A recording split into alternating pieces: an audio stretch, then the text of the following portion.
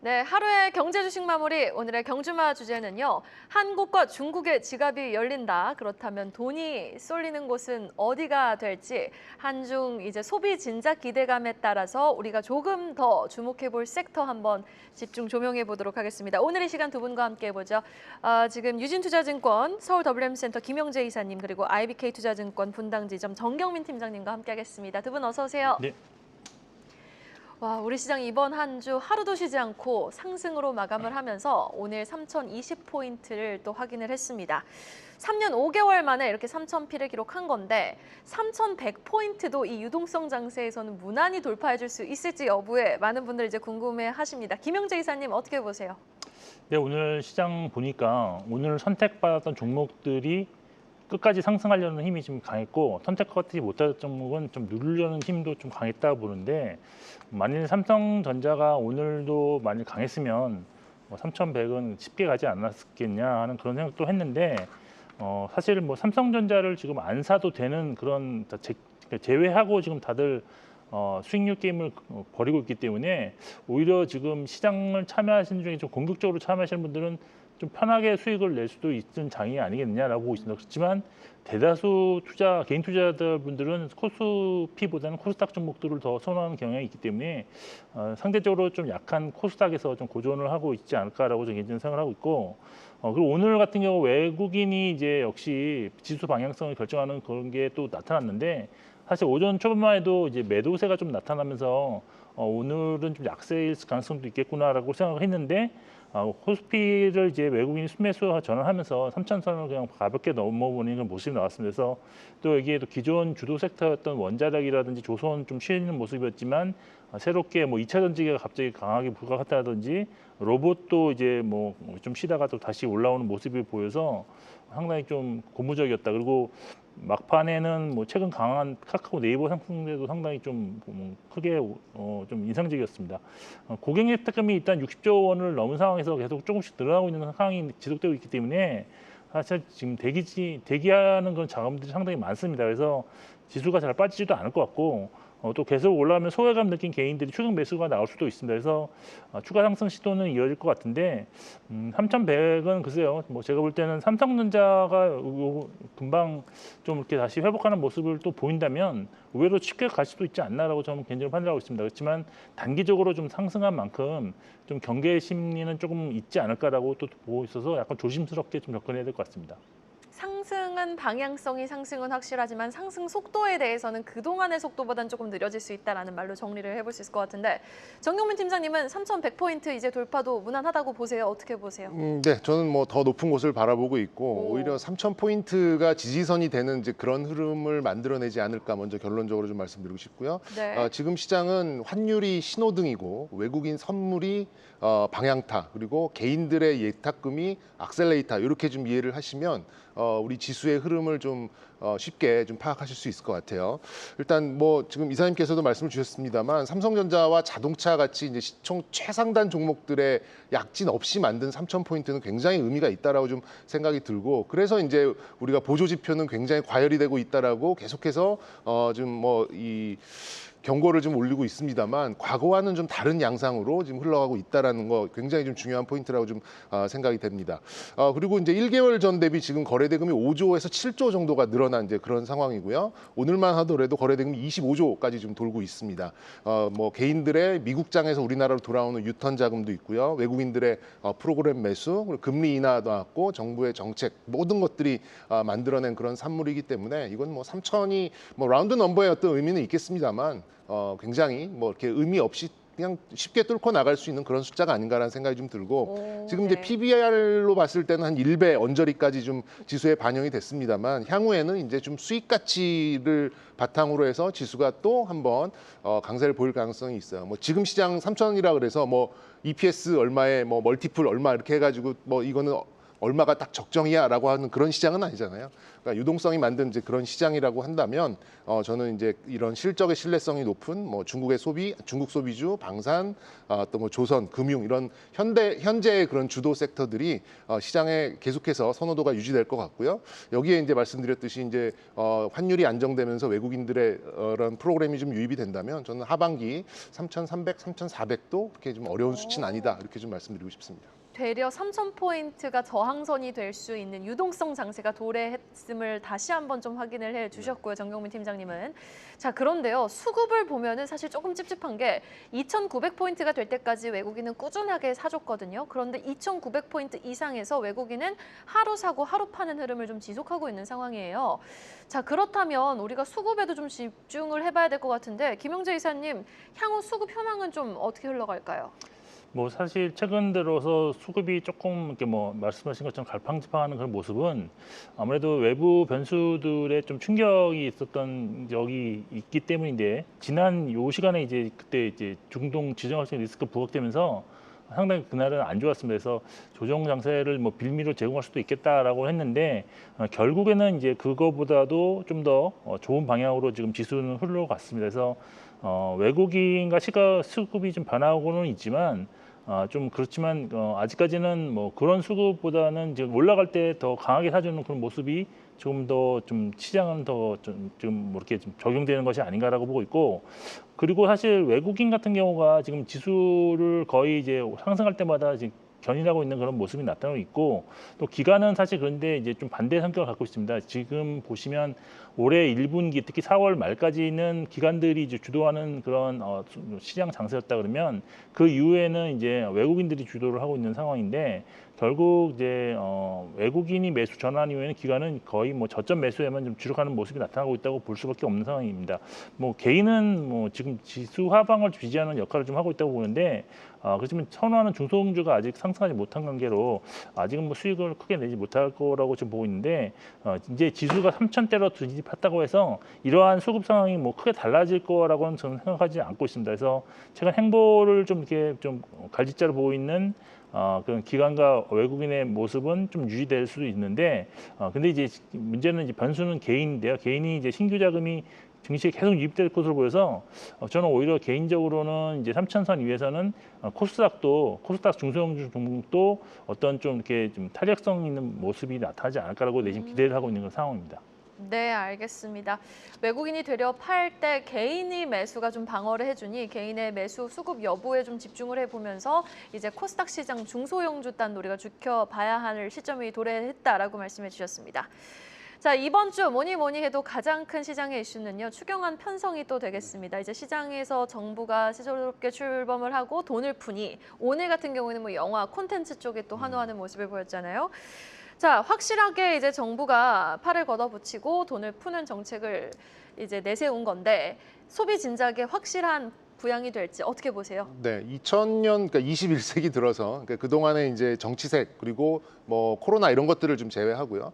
10조 이상의 추경을 했을 때 과연 이제 어느 정도의 부양 효과가 있었느냐라고 그러니까 뭐 그 GDP의 이제 기여도 말고 이제 효과의 유무에 따라서만 본다면 거의 이제 80%가 넘는 그런 효과가 있었거든요. 그래서 지금도 뭐 이 10조 이상 뭐 굉장히 좀 큰 폭의 그런 좀 추경을 예정하고 있는데 무조건 이거는 이제 GDP에 뭐 플러스적인 요인으로 좀 작용할 수밖에 없다 이렇게 좀 보고 있겠고요. 이번 그 추경에 따라서 향후 이제 추가적인 이제 추경의 그런 지속 여부가 결정이 되겠습니다만 이런 기대감이 만들어낸 그런 관련된 종목들의 강세는 뭐 오늘 장에서도 나타났고 향후에서도 좀 다음 주까지도 좀 이어지지 않을까 이렇게 기대를 하고 있습니다.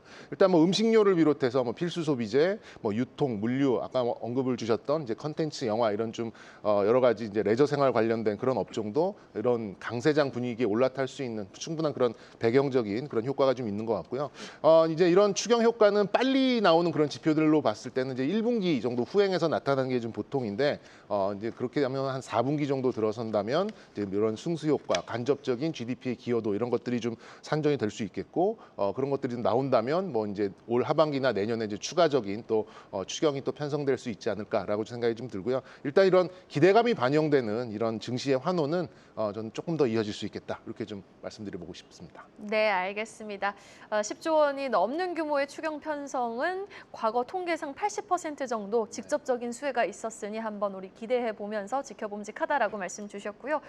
그런가 하면 중국도 지금 경제 살리기 아주 적극적으로 나선 모습입니다. 보상 판매 정책 같이 경기 부양책의 효과가 지금 서서히 나타나는 것 같은데 중국 소비 회복 이제 더 기대해 봐도 돼요? 돼지고기값 완전 급등했던데.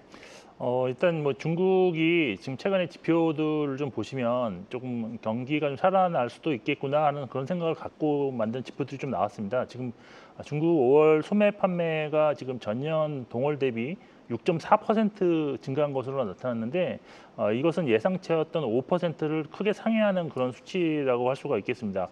그런데 이제 이 소매 판매 결과에 대한 전문가의 의견은 조금 아직은 안심하기는 좀 이르지 않나라고 하는 신중한 모드로 지금 나타나고 있는데 이번에 좀 소매 판매가 잘 나왔던 원인이 사실 평년에는 6.18 쇼핑 축제를 보통 이제 5월 말부터 이제 시작을 하는 그런 상황이었었는데 올해는 5월 중순부터 시작을 해서 소비자들이 싼 가격의 어떤 제품들을 살 기회가 좀 예전에 비해서 많이 길었고 그에 따라서 매출 증가가 일어났을 것이다라는 그런 의견이었습니다.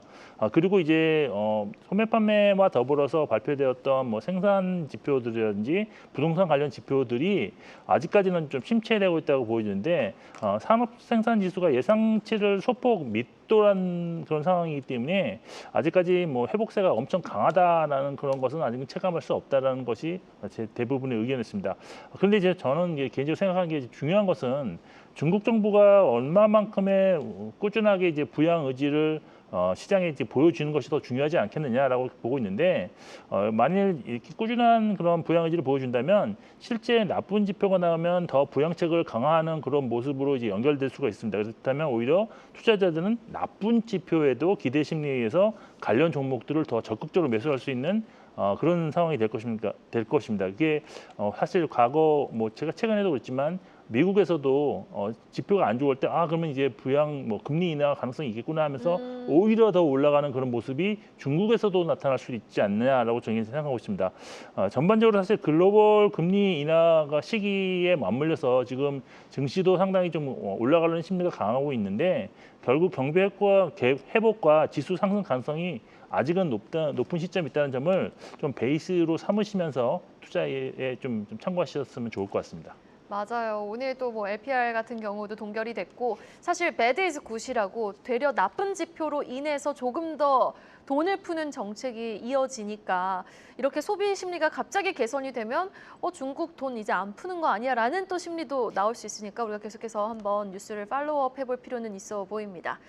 자, 다시 국내로 돌아와서요. 오늘 이제 이렇게 소비 관련해서 정부의 추경 편성 플러스 이제 민생 쿠폰 발행한다라는 소식 속에 영화 쪽이 막 강하게 올라왔잖아요. 바른손, 뭐 이제 기생충 투자했던 쪽, CJ, CGV 같은 종목들, 뭐 이렇다 다른 콘텐츠 관련 종목 강하게 올랐는데 사실 정부 정책 모멘텀에 이렇게 오르는 거는 이해를 하겠어요. 그런데 사실 요즘 OTT 많이 보지 비싸게 영화관 가서 돈 주고 보는 사람들 많이 줄었잖아요. 네. 이게 계속 이렇게 잘 갈까요? 영화 관련 종목이? 저는 이제 그런 게 조금 아쉬운 부분이에요. 그래서 지금 현재 보니까는 6,000원 정도 지원을 한다라고 하더라고요. 근데 이제 한번 생각을 해봤어요. 네. 만약 이제 무료로 영화를 보여준다고 한들 뭐 볼 영화가 없으면 극장에 갈까라는 생각을 했거든요. 네. 근데 지금 뭐 300만, 500만 정도의 관객을 불러올 만한 그런 히트작과 예고된 그런 작품이 없다 보니까 과연 이제 이 정책이 어느 정도 효과를 볼 수 있을지에 대해서 다소 이제 좀 갸웃하게 되는 부분은 있긴 있습니다. 근데 하지만 이제 너무 최악의 상황에서 나오는 어떤 이제 정책이었기 때문에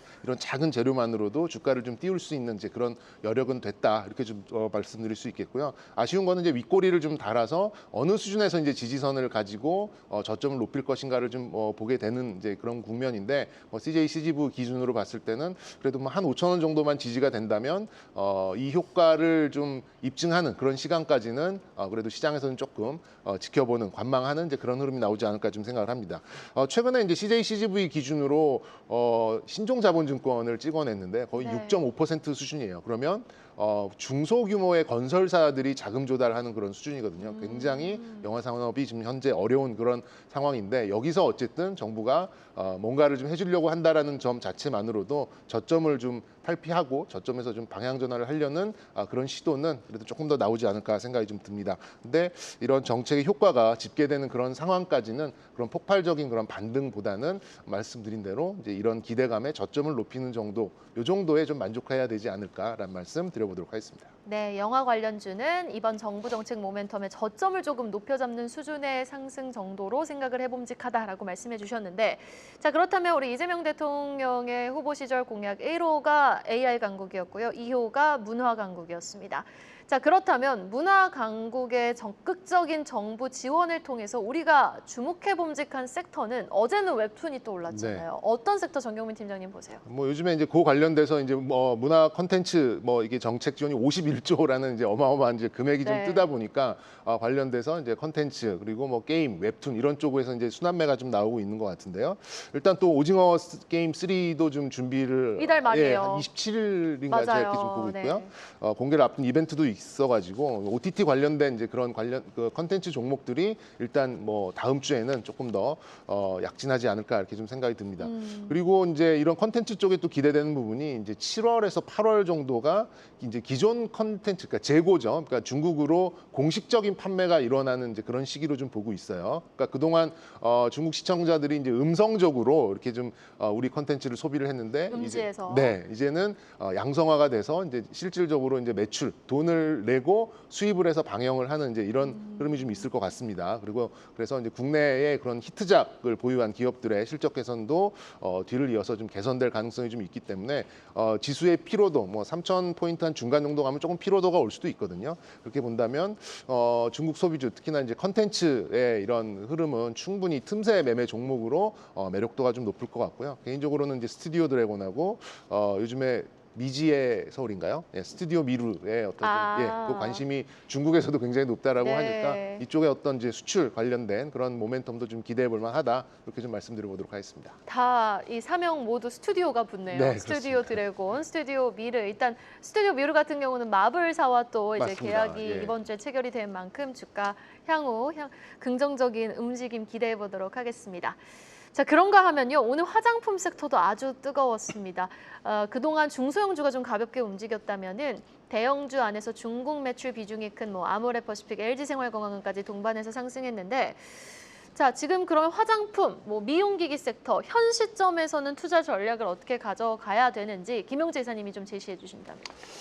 사실 화장품 섹터를 다 이제 골고루 말씀드리면 사실 조금 이제 양분할 수가 있는데 그동안에 잘 나갔던 주가가 좋았던 기업들이 있고 현재 이제 지금부터 시작하는 종목들이 또 따로 있다고 저는 이렇게 개인적으로 양분해야 된다고 보고 있는데 일단 먼저 K 미용기기라든지 뭐 보톡스 예전부터 좋았고 현재도 좋은 그런 종목들 같은 경우 보면 실적들 보시면 정말 분기별로 꾸준하게 상승했습니다. 거의 역성장이 한 번도 없이 꾸준하게 상승하고 있기 때문에 일단 뭐 이들 기업들의 대부분의 또 매출이 해외에서 발생한다는 점에서 해외 수출도 상당히 잘 되고 있다고 볼 수밖에 없는데, 근데 이제 이런 종목들이 최근에 또 각광을 받는 것이 지금 국내로 이제 의료 건강 목적으로 입고하는 외국인들이 지금 상당히 크게 증가하면서 실제 관련 매출이 국내에서도 이게 나타나고 있는 그런 게 발견되고 있어서 주가도 상승이 지금 탄력성이 높아지고 있는 상황입니다. 그래서 일단은 그렇지만 이제 최근 그 시장을 주도하는 업종이라고는 좀 말씀드리기가 어려운 게 사실 이 종목들 외에도 최근 무섭게 치고 올라오는 주도주가 상당히 많기 때문에 주가 흐름은 좀 달리 지금 나타나고 있다고 볼 수밖에 없습니다. 그래서 종목 선택에서는 좀 선호도가 밀릴 수가 있는데 그래도 실적이 꾸준하게 올라오고 있는 만큼 아직까지는 뭐 차익 실현하기보다는 좀 더 이쪽 관련해서는 좀 들고 가는 전략이 좋다고 보고 있고 그리고 이제 주가가 계속 올라서 실적 대비 좀 고평가 영역에 분명히 진입하게 될 겁니다. 그럴 경우에는 조금 이제 차익 실현을 좀 하셔도 좋을 것 같고 아니면 주가가 악재로 인해서 급락하면서 추세가 이탈되는 모습이 또 나타날 것입니다. 그때는 비중을 축소한 전략으로 대응하는 게 좋다고 보고 있고 그리고 이제 큰 대형 이제 지금부터 이제 실적이 좋아지는 종목들은 바이앤홀딩 전략으로 좀 지속적으로 좀 들고 가시는 종목 그런 걸로 이제 하고 신규는 약간 지금 처음 말씀드렸던 뭐 그런 K 미용기 보톡스 관련보다는 지금 시작하고 있는 그런 대형주 위주의 어떤 중국 관련 뭐 그런 피해를 많이 봤던 종목 위주로 좀 가시는 게 좀 맞지 않나라고 보고 있습니다. 그럼 신규 매수 접근 시 유효한 쪽은 중국 매출 비중이 높은 대형주, 화장품 쪽이 되겠다라고 말씀을 해주신 건데 사실 그럼 중국 매출 비중이 컸던 화장품 쪽 보면은 실적이 한 21년부터 하향 곡선을 그렸던 것 같아요. 근데 그게 지금 다시 좀 살아나고 있는 거예요? 중국 매출 비중? 사실 그렇게 보시면 안 되고 중국이 살아나는 건 아니고요. 중국에서 이제 매출 비중이 높은 것을 이제 줄이면서 이제 매출처를 좀 다변화시키고 있다는 것이 투자 포인트가 지금 되고 있는 상황입니다. 네. 대표적으로 지금 아모레퍼시픽이 그런 면이 많이 나오고 있는데 사실 이제 구조조정을 통해서 이제 매출처를 다변화시켰고 또 중국 의존도가 지금 비중이 상당히 낮아진 것을 좀 좋게 보고 있는 그런 상황이고요. 또 그 중국 지역에서 구조조정이 좀 많이 진행된 관계로 작년 같은 경우는 엄청난 적자를 이제 기저로 깔고 가고 있습니다. 그래서 중국에서 조금이라도 뭐 회복되는 모습이 나온다면 이익 성장세로 상당히 크게 좀 나타날 수 있기 때문에 이런 면이 상당히 좀 부각될 수 있다라고 보고 있습니다. 그리고 그렇지만 이제 우리가 왜 중국 내에서의 그런 브랜드의 경쟁력이 약화됐나 보면 결국 로컬 브랜드와의 경쟁에서 밀렸기 때문이다라고 볼 수밖에 없어서 사실 매출이 회복세로 예전처럼 진입한다 이런 건 좀 기대하기 좀 어렵지 않나라고 보십니다. 그렇지만 그 중국 외 지역에서 실적 성장세가 지금 지속되면서 전체 실적은 이제 회복세로 진입한 것이 거의 확실하다고 볼 수 있기 때문에 이에 주가는 이제 연동해서 우상향 흐름으로 좀 유지할 수 있을 것으로 보고 있습니다.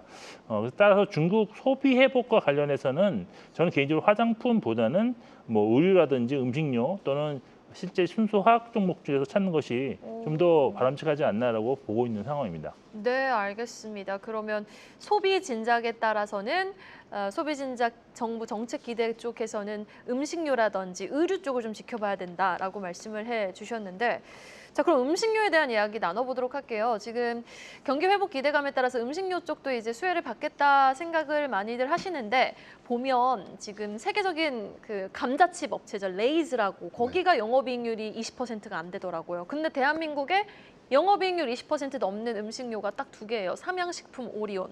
불닭볶음면, 꼬북칩. 자, 그러면 수출에 좀 힘을 실는 음식료를 봐야 되는 건지 어떻게 보세요? 네, 뭐 당연히 이제 뭐 한정된 그런 수요가 있는 우리나라보다는 이제 수출 주도를 하고 있는 제품을 양산하고 또 스테디셀러가 있는 업체를 보는 게 좀 중요하지 않을까 생각이 들고 그리고 이제 음식료는 또 여름의 성수기잖아요. 계절적인 이제 그런 요인도 좀 있기 때문에 이런 것들을 요인을 해본다면 저는 이제 시즌 한정 매매로는 좀 적합한 이제 그런 섹터가 아닌가 생각이 듭니다. 일단 뭐 제2의 삼양식품이 되기 위해서 이제 음식료 업체들이 이제 수출 드라이브를 또 많이 하고 있고 스테디셀러 뭐 특히나 이제 뭐 빙과 업계 같은 경우 빙그레 같은 경우가 이제 그런 경우가 뭐 맞고 뭐 오리온 또 삼양식품 또 말씀해 주셨듯이 이런 감자칩으로 좀 유명한 뭐 농심까지도 지금 수출에 좀 힘을 쏟고 있는 상황인데 불닭볶음면이 그런 히트가 곧바로 나오진 않을 거 아니에요. 그렇기 때문에 아무리 이제 뭐 좀 히트 상품이 나오고 매출이 좀 오른다 하더라도 그 음식료 업종의 특정 종목이 그런 이제 삼양식품 같은 이제 그런 속도의 그런 모멘텀을 보이기는 쉽지 않다라는 거 먼저 좀 말씀드리고 싶고요. 근데 뭐 이제 말씀드렸던 대로 빙그레나 하이트진로 같이 매년 여름 시즌에 이때 이렇게 좀 오르는 이제 그런 흐름에 대해서는 단기적으로 접근을 해볼 수 있는 이제 그런 기회는 있다라고 좀 봐지고요. 그런 계절적인 그런 시즌 한정 매매를 통해서 음식료는 좀 접근해 볼 필요는 있다. 이렇게 좀 말씀드리도록 하겠습니다.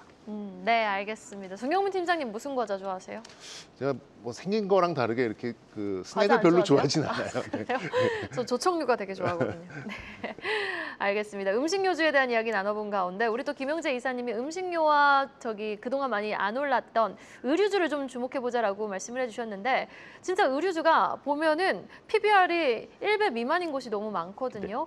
확실히 지갑이 열리면 옷부터 산다고 하잖아요. 의류주도 이제 본격적으로 좀 반등이 나올까요?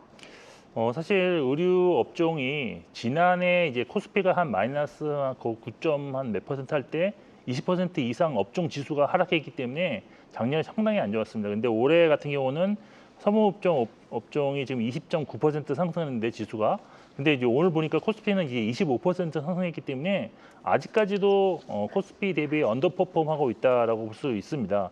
아무래도 제가 보기에는 이제 그 대형주 중에서는 미국의 어떤 관세의 피해 예상되면서 주가가 빠진 종목들이 좀 있었는데 이 종목들이 이제 빠졌다가 다시 회복해서 사실 바닥 대비 상승률은 높지만 아직 전체 업종 지수로는 코스피 대비로는 좀 흐름이 좋지 않다라고 볼 수 있습니다. 그렇지만 실적도 회복세가 확실한 종목들이 좀 있는데요. 이미 주가는 계속 회복하고 있어서 이미 상승 추세로 진입한 종목들도 꽤 있습니다. 그래서 의류주 보실 때는 일단 실적 추이를 좀 보시고 여기에 또 이제 리포트도 많이 참고하시면서 향후 전망도 좀 참고를 하셔야 될 것 같고, 그리고 기술적으로 이제 중기 추세가 확실히 상승으로 전환했는지, 그리고 상승한 전환을 한 종목 위주로만 아직은 좀 관심을 가져야 되는데, 실제 오늘 제가 좀 살펴보니까 아직도 추가적인 하락을 하고 있는 종목들이 좀 있었습니다. 그래서 이런 것은 좀 보셔야 되고, 그리고 좀 시가총액이 너무 작은 종목들은 사실 이제 의류 종목들 중에 이제 대북 관련주들이 좀 많이 좀 포진돼 있는 관계로 그래서 이거는 좀 테마를 좀 타는 거기 때문에 실적이랑 상관없이 올라가는 종목들도 충분히 있는 상황입니다. 그래서 너무 시총이 작은 종목은 좀 피하시는 게 좋지 않겠나라고 보고 있습니다. 그리고 이제 매수를 하신 이후에는 항상 그러는 거지만 분기 실적 추이는 꼭 관찰을 하셔야 되고, 그리고 보통 이제 추세를 전환하기 위해서는 어떤 수급에 어떤 분명히 변화가 있다고 볼 수밖에 없는 상황인데, 보통 기관이나 외국인 둘 중에 한 곳에서 집중적으로 매수해서 이제 올라오는 경우가 대다수이기 때문에 이들이 이제 매도세로 전환되는지도 꼼꼼히 좀 챙겨 보실 필요가 있을 것 같습니다. 그래서 이런 것도 실적이랑 수급을 좀 보시면서 이제 전략을 좀 수정해 나가면서 좀 대응하시는 게 좋다라고 말씀드릴 수 있겠습니다. 네, 알겠습니다. 그리고 이제 하반기가 되면은 단체 중국인 관광객에 대한 기대감도 좀 만연해지는 시점이 될 텐데, 유통주라든지 면세점 관련주는 투자 전략 어떻게 가져가면 좋을지, 지금 유통주 뭐 현대백화점 강하고 뭐 글로벌 텍스프리 같은 면세점 쪽도 강하거든요. 어느 쪽 좀 지켜보세요, 팀장님은? 저는 이제 면세점 쪽을 좀 보고 있는데요. 일단 1분기, 2분기 정도의 실적 턴어라운드는 이미 확인이 됐습니다. HDC, 신라, 신세계, 롯데 이런 좀 굵직굵직한 면세점들의 이제 매출은 뭐 실적 회복성 확인이 됐고, 과연 이제 이게 기존과는 다른 기울기로 매출과 영업이익이 한번 빵 뜨는 그런 시기가 이제 한한령 해제에 맞춰서 과연 나올 수 있을 것인가? 그게 이제 인바운드 수요가 어느 정도 증가할지는 모르겠습니다만 우리가 기대하는 그런 턴어라운드가 과연 나올 수 있을 것인가, 이게 이제 만드는 그런 주가의 흐름이라고 좀 생각이 들어요. 그래서 그런 주가 흐름은 어떻게 보면 이제 일종의 긍정적인 불확실성으로 볼 수 있겠죠. 얼마만큼이나 수익이 이렇게 확 늘어날 수 있을 것인가. 그래서 그게 확인되는 시점까지는 굉장히 좀 선호도를 시장에서 좀 가져갈 가능성이 좀 높다라고 생각이 들고, 특히나 유통 쪽에서는 백화점보다는 이제 면세점 쪽에 아무래도 조금 더 관심이 갈 수밖에 없는 그런 상황이 아닌가 좀 싶습니다. 말씀 주셨듯이 이제 최근에 글로벌 텍스프리라는 종목의 흐름을 보면 그 기대감을 간접적으로 좀 투영할 수 있는 이제 그런 지표가 되는 것 같아요. 물론 최근 들어서 좀 뭐 등락이 거듭되고 있긴 있습니다만 그래도 저점을 계속해서 높여가고 있는 그런 모습을 좀 보여주고 있기 때문에 물론 이제 백화점도 이제 소비 심리가 개선되고 어느 정도 편승은 좀 되겠습니다만 어떤 이제 유통에 대한 그런 핵심은 역시나 면세점 쪽에 좀 더 놓여 있다라고 좀 보시는 게 좀 좋을 것 같고요. 관련된 종목의 지표는 말씀드린 대로 글로벌 텍스프리의 주가를 보시면서 면세점 종목을 후행적인 매매를 통해서 이렇게 좀 이용하시면은 아무래도 조금 더 좀 명확한 그런 매매 포인트가 되지 않을까 말씀드리고 싶습니다. 네, 알겠습니다. 자, 관건은 또 이런 내수 소비 정책에 대한 기대가 우리 시장에 얼마나 더 반영을 해줄지 여부가 되겠습니다. 과거 사례에 비춰봤을 때 두 분이 생각하시기에 이러한 새 정부 출범 이후 나오고 있는 내수 진작에 대한 정책들 얼마나 좀 더 기대감을 반영해 갈지, 김용재 이사님 의견부터 들어볼까요? 네, 사실 뭐 새 정부가 됐든 정부가 이제 경기가 안 좋을 때 가장 크게 이제 기대할 수 있는 거는 이제 금리 인하 정책을 이제 중앙은행을 통해서 실시하는 건데, 저는 지금 이제 이런 효과들이 조금씩 나타나고 있고 기대 심리에 의해서 상당히 좋은 효과를 보고 있다. 특히 지금 증시가 상승하고 있는 것이 어느 경기 부양 효과보다도 훨씬 좋은 그런 시그널을 주면서 나중에는 정말 좋은 그런 경기 회복이 되지 않을까라고 저는 기대를 하고 있고요. 그리고 이제 이번에 민생 회복 지원금을 상당히 크게 이제 지급하게 되는데, 과거 사례에서 본다 그러면 이제 코로나 때 이것이 이제 지원금이 어디에 수혜를 줬나를 살펴보니까 오히려 그 편의점이랑 백화점에 오히려 긍정적이었다는 그런 보고서를 제가 읽어본 적이 있습니다. 그 이유는 이제 이거를 이제 그러니까 사용처를 제한을 두었기 때문인데 대형 할인점에서는 쓸 수 없었고 백화점에서도 쓸 수 없었지만 대형 할인점은 직접적으로 이제 경쟁사한테 이제 고객을 뺏긴 것이었고 거기서 이제 오히려 이제 가처분 소득이 증가함에 따라서 백화점에서의 그런 소득의 잉여분을 좀 사용하는 그런 사용처로서의 백화점이 오히려 좀 반사이익을 봤다 그런 내용이 있었습니다. 그래서 이런 경기 부양 효과가 결국 크게 봤을 때는 뭐 증권주도 좋겠지만 백화점에서도 좀 좋았다는 건 참고를 할 필요가 있습니다. 그래서 결국 지수가 이제 계속 상승함에 따라서 이제 계속 그 경기 회복에 대한 기대감은 좀 더 높아질 수 있기 때문에 어떤 뭐 전반적으로 이제 그동안 억눌렸던 필수 소비자 관련주들도 조금씩은 이제 반등하는 계기로 나올 수 있지 않겠느냐라고 보고 있는 상황입니다. 네, 알겠습니다. 정경민 팀장님은 어떻게 보세요? 네, 일단 1차적으로 오늘 이제 코나이가 급락을 했거든요. 네. 이제 일종의 좀 세론의 그런 가능성, 그러니까 이제 일정이 명확해지고 대상과 지원 금액이 명확해지면 이제 뉴스로서의 이제 소멸성을 좀 보이는 거죠. 이게 이제 1차적으로 나오는 흐름. 그리고 언론을 통해서 만약에 이제 부양책 실시된 이후에 좀 긍정적인 부각을 좀 하려고 하겠죠. 뭐 약간 이제 정치적인 이제 그런 발언이긴 합니다만 그렇게 된다면 이제 그때 이제 약간의 재상승 그리고 마지막으로 아까 언급드린 대로 한 1분기 정도 이후에 후행되는 데이터가 입증이 된다면 그러면 뭐 1년에 한 번 정도는 또 이런 좀 부양책을 쓸 수도 있겠다. 이제 이런 기대감에 다시 한번 재상승하는 이제 그런 시나리오를 그려볼 수 있겠어요. 근데 지금 이제 이 시장의 순환매가 이게 계속해서 이제 진행 중에로 있기 때문에 말씀드린 대로 이제 뉴스, 재료, 소멸 뭐 이런 것들이 계속해서 좀 왔다 갔다 할 수 있거든요. 그렇기 때문에 이제 관련된 종목들에 대해서 너무 이제 치고 나갈 때 이제 추격 매수하는 것보다는 이렇게 좀 하락했을 때 뭐 그러니까 아까 코나이라는 이제 그런 대표 종목을 잠시 말씀드렸는데 뭐 하루 이틀 정도 조정을 받는다고 하면 그때 이제 조금 일부를 편입해 보는 그런 순환매 전략으로 좀 접근을 하신다면 그래도 이 뉴스를 잘 타고 넘으실 수 있지 않을까라는 말씀도 드려보도록 하겠습니다. 네, 알겠습니다. 자, 그렇다면 경기 부양 정책에 따라서 가장 좀 기대가 되는 섹터군과 종목 하나만 좀 꼽아주신다면 김용재 이사님 어떤 쪽 지금 주목하고 계세요?